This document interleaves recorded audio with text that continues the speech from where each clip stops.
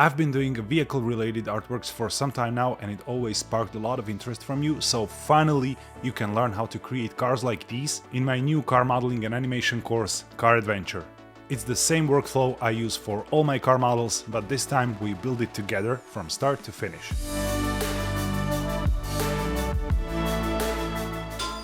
Welcome to my new video. Today I want to show you what's inside my new course, so without further ado, let's just jump right into it. We start with detailed car modeling, setting up the blueprint and going step by step through all the bodywork parts and details like bumpers, handles, mirrors and wipers. You'll learn clean topology and panel separation with simple tricks using both modifiers and modeling tools. It's a precision workflow that will make your car model production ready. And in the next part, we bring the car to life. After some geometry cleanup, we create a cool rig using free add-on and animate the car on the path. Working suspension, secondary movements like drift and body roll, and of course captivating animated camera shots. And we'll use some Blender magic to animate the Vipers gliding on a windshield surface. And this is the moment the project really comes alive. And then we focus on materials. To make the most out of the course, I will teach you to create the procedural ground maps and edgeware from scratch using only the Blender's nodes, so no external textures and no add-ons. And once the car is ready, we build the world around it.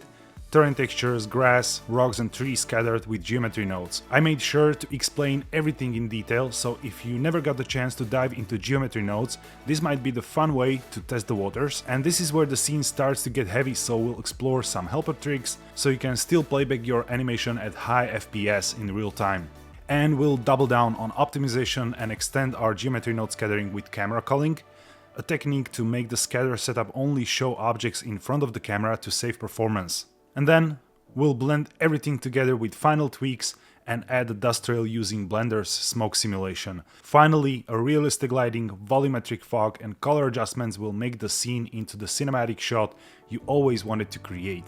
The course comes with ready to start Blender files, so you can jump in anywhere. If you already feel confident about some of the topics, this will enable you to just fast forward and pick the ready-made scene for each chapter.